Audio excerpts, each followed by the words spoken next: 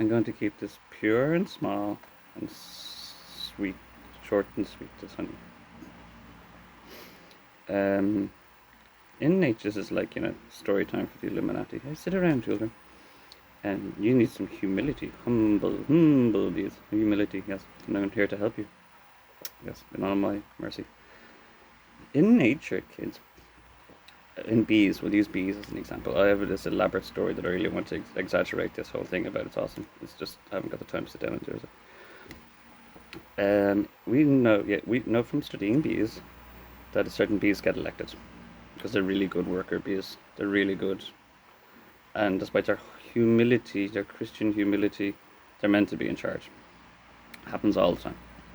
You're not supposed to tell them what to do. You're not supposed to harm them, and if you follow their directions, their commandments, you yield things like honey. So the bees have no problem with this because bees are humble.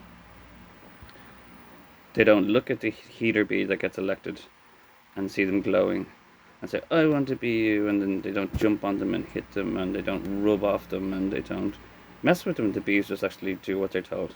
The heater bee says, go over there and do that, and he goes over there and does that, and the whole thing starts glowing. When they don't harm them and they do what they humbly advise. Humans have knowledge, and we think we're superior for some reason with all our knowledges, and the potentials and things, generations of our knowledge. But we make a really big mess of the situation. We make this really big fad. We make a big mess. Jesus Christ was a heater bee. It's not really a big thing. He's just totally a heater bee, elected to be a heater bee. Sure, John the Baptist was a heater bee. He had a hard time. Nobody would listen to him.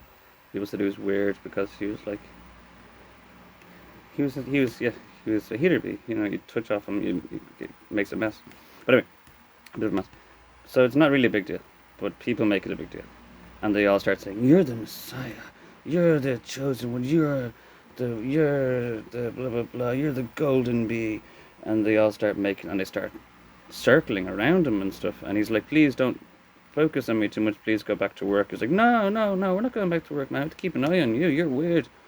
And then they don't listen to him, and then it becomes a thing of like chasing the heater bee around in human form. And so humans just make this real, because we know about it. If we didn't know about it so much, we probably would just do these things.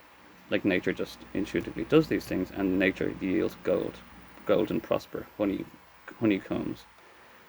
We make a big mess, and you harm them, and you hunt them, and you stalk them, and you take photos of them, and you chant their names, and you do all these weird gypsy things, and you really exaggerate and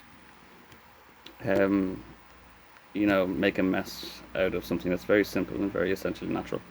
And then you'll do the stupid thing you're not supposed to do, and you got crucified. You got harmed in the most harmful possible way, and you're not supposed to harm them. So it's these things, through humans who we think, we're superior, and intelligent, and we have prudence and foresight, but really, we don't. Nature does it better because it doesn't know or think about it too much, and they're a lot more humble than we are. It actually was a matter of humility in the first place, which is really ironic, because when the most humble person gets chosen to rule the world, they're like, oh no, I'm too humble to rule the world. And they're like, great, we'll just, sign there, we'll just take over, And same thing that happens with every Christian, like Christianity, being Krishna, beautiful, or Tibetan. They're like, you own all the money and all the property in the entire world. And it's like, I don't believe in money and property. Yeah, and they're like, great, that's wonderful. We'll do that for you. Yeah, we'll. But anyway, So that's just I'm exaggerating now. I just wanted to keep this again. Small as gold and sweet as honey. For the Illuminati. Yes, that's neatly into 5 minutes. Story time over now, children. Now, Daddy's getting drunk.